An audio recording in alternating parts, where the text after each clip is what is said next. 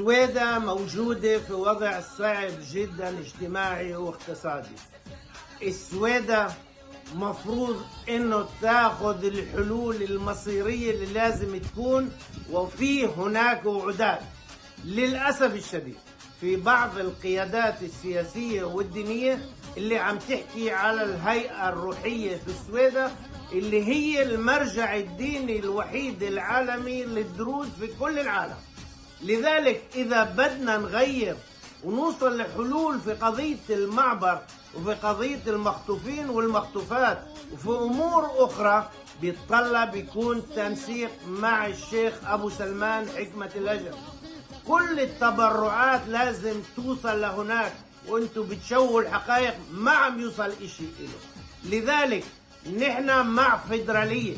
مع فيدرالية معناها انه منغير الوضع اللي نحن فيه اللي هو جمود تام، ولكي يكون هناك وضع احسن الفيدرالية هي استقلال وحق تقرير المصير، على اساس انه يكون استقلال تام بدون اي علاقة لجولاني في هالمنطقة.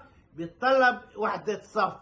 انا بناشد الكل كونوا في وحدة صف، كل هاي المصالح الضيقة اتركوها جنب. بيوصل يوم نحارب عليها، ولكن اليوم بهمنا السويدة، بهمنا مستقبل السويدة. مئات السنين عم بيموتوا دروز من وراء هذا التطرف الديني اللي نابع من أنقرة، ولكن عندنا مناسبة انه نخلص مرة واحدة هذا الموضوع، وما بحل هذا الشيء غير استقلال تام، وبيبدأ في فيدرالية للسويدة. الفيدرالية كمان مرة هي استقلال، هي اقتصاد، هي أمن، هي شرطة، هي كل شيء.